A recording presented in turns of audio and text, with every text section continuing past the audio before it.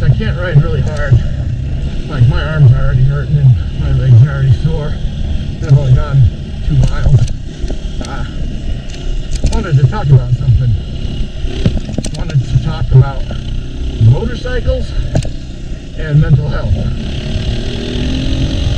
So, Tuesday last week, had the opportunity to meet up with some old friends for lunch. One of them had reached out and basically said they were really feeling low and asked if we could get together for lunch. And you know, the other two of us were like, oh yeah, sure, we can do that. And we met for lunch. And the other one, one of the other ones, the other guy that I met with there for lunch, he's like, oh, I've been super low too, that'd be great.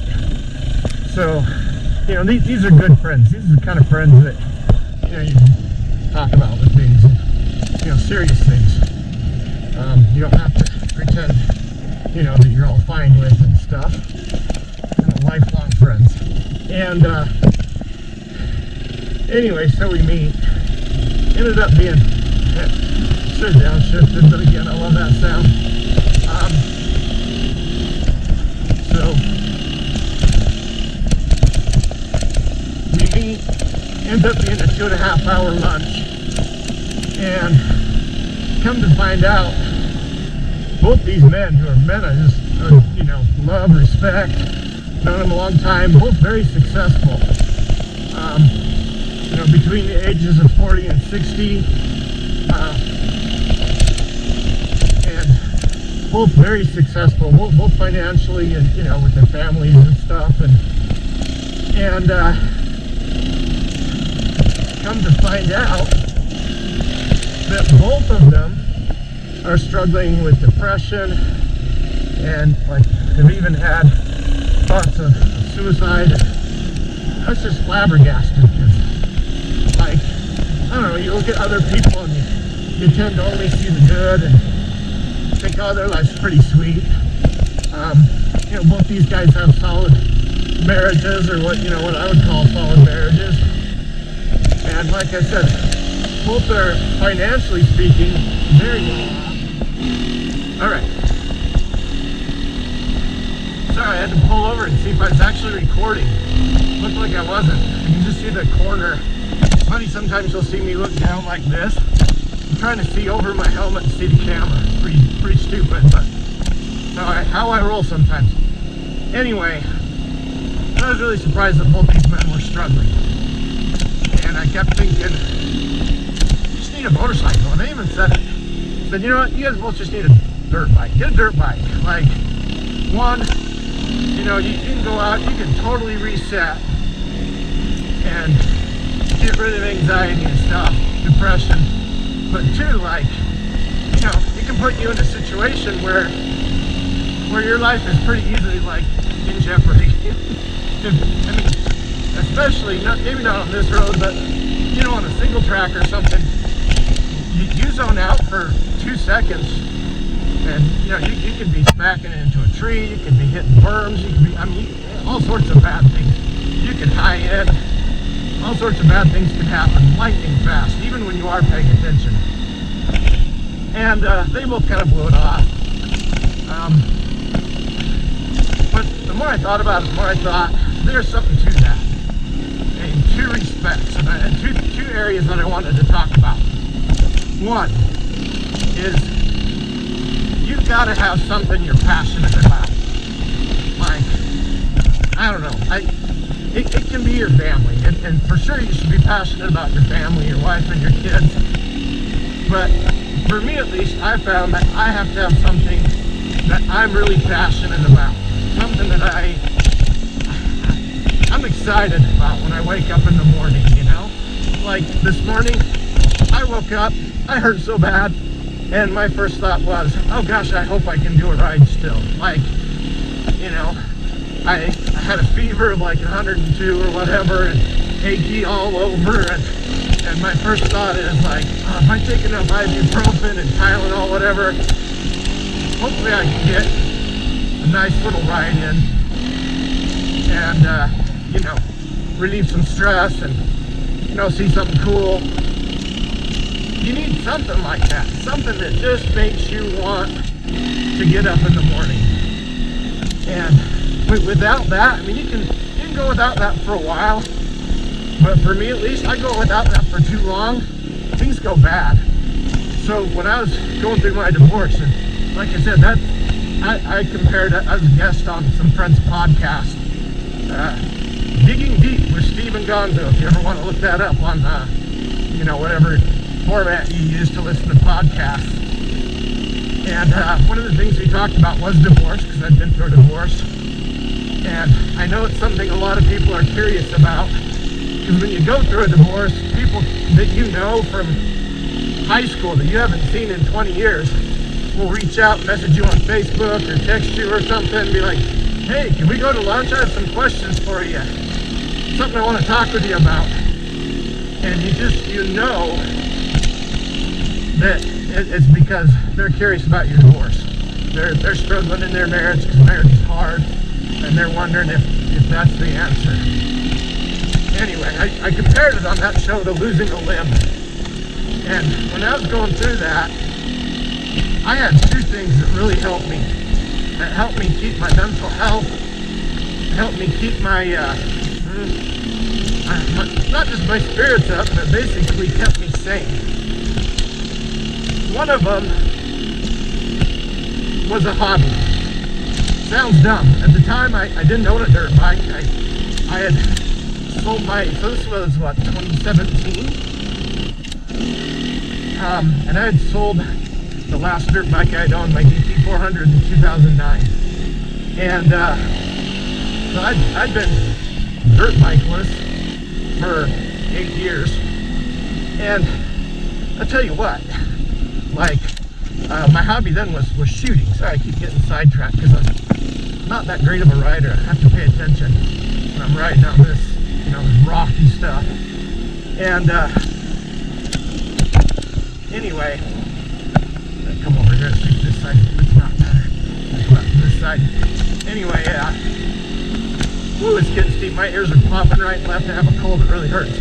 I was into shooting and reloading. And that's another really precise hobby. Because if you're not into shooting or reloading, I'll just, give you some info. If you put the wrong powder charge, the wrong amount, into a shell you're reloading, it can kill you. You could either overload it and create too much pressure and have the gun, blow up in your face, or if you forget to put powder in, you just put a primer in, you'll have what's called a squib load. That's where there's just enough thrust to force the bullet out, lodges into the barrel, and then the next round you shoot hits that, and then the barrel explodes. It all explodes in your face. But long story short, you have to pay attention. You can't double load around. You can't forget to load around. You got to be really precise. And boy, there were nights, sleepless nights, where I would just sit at my loading bench and crank out ammo because it kept my mind off my life. It was a way of meditation. It was a form of meditation. Dirt biking is the same way. When you are on a trail and you have to be paying full attention, it's like a forced meditation. That's my youngest son that I was out riding with. He struggled with ADD and some other things going on. And right now we have 3 kids that have this thing called pandas, where it's weird. You get a streptococci infection, strep throat infection. It crosses the blood-brain barrier, and it just wreaks havoc. Honestly, that's what it does. It wreaks havoc. Yeah, I think they'll go up here. This looks like a good spot. It wreaks havoc, and so it causes inflammation, and that causes OCD and anxiety and all sorts of problems. It's hard to cope with, and man, I couldn't be prouder of my kids that are dealing with this. But one of the things he'll do, he'll go dirt bike riding. He's like, I will go as fast as I dare, because when I'm doing that, I don't have any of my other problems. My whole world is me going fast, and the rocks right in front of me, and the trees around me, and whatever. That's my whole world. And I just loved when he said that, because I thought, you know what, I feel a little bit of that too. One thing, so we've had to do therapy with our kids that have this, and as parents we go to like a parent therapy thing, and man, I have learned so much. One, like virtually everything in mental health is not black and white. It's like a scale. Like everyone has some OCD. Everyone has some OCD. When we were in the classes and they were talking about different symptoms and different things that people with OCD do, time and again parents would be like, well, I do that, like I've done that my whole life. Like, is that really OCD? And it's just a matter of how much do you do it and how does it affect your day-to-day life. This is a good spot. Let's stop here and look at the lake for a second. And how do you like that? That's Utah Lake. So I think it's a pretty lake. Shut that off just for a second. Anyway, so you learn that everything's a scale. The same, anxiety. My wife studied psychology and she teaches special education. Deals with lots of autistic kids that are on the spectrum. And it is a spectrum. Like, because she deals with it, she can spot autistic behaviors in virtually anyone. And once she's pointed that out, I can too. Anyway, so you learn lots of things, and I realized, like, I do the same thing as my kid. Like, I use the bike. Oh man, that's so pretty. I totally use the bike to get my mind off the real world. So anyway, that's one thing you need. You need a good hobby. I don't care if it's shooting or, gosh, you could research World War II history. A lot of middle-aged guys seem to do that. And then the other thing that you need is friends. And I know, because I'm a guy, I want to lone wolf everything. Like, that's my nature. I can do this. I got this. I don't need, I can handle this on my own. I want to be, be the best guy I can, like, on my own. And that's just not even, in nature, a lone wolf, when a wolf separates from the pack, it usually dies. And they don't live alone, and humans are kind of the same way. Like, we are social animals. We need other people, and men in particular, they need other men that they can trust. Men that, I'm not talking guys you just go and watch a football game with, or that's fine, but you need men that you can call up and be like, hey, I'm struggling. I've got some issues going on. Men that are further down the road that you can look to. And so when I was going through my divorce a couple years ago, I had some really great assets. One, I have two brothers that I'm really, really close with. At the time, we were actually working together, so it was awesome. And I just remember one time I hadn't been awake all night. I hadn't slept a wink. I'd been up all night, just stressed as could be, going through this ugly divorce and scared to death of losing my family and my kids. And I got into work, and I'm just like, guys, I'm done. Like, I haven't slept in 2 nights, and I'm just fried. And we spent the first 2.5 hours of work that morning just talking, and them just letting me vent and share all my problems, and say all the things that I was afraid of out loud, and then giving me really good counsel and support and encouragement. So I had my brothers, and then about 30 years ago, when I was 19, I guess more than 30 years ago now, I had the opportunity to live in Iceland for a couple of years as a missionary for my church, and I became really good friends with several of the other missionaries there, and we have remained friends. Iceland, I don't know if you know this, but it's not very populated, so there were only, at the time, I think there were 8 of us there, and then there was a senior couple, and that was actually really cool. Oh, I gotta turn it back on. That's an important thing to not forget.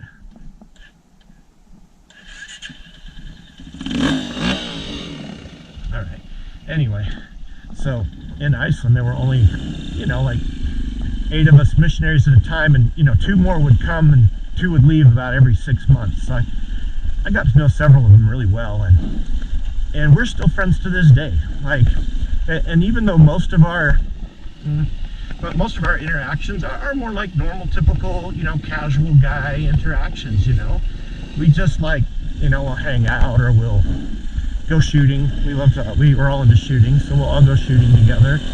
But when I really needed the help, and I needed people to talk to, people I could trust, and people who knew me well, I could turn to them.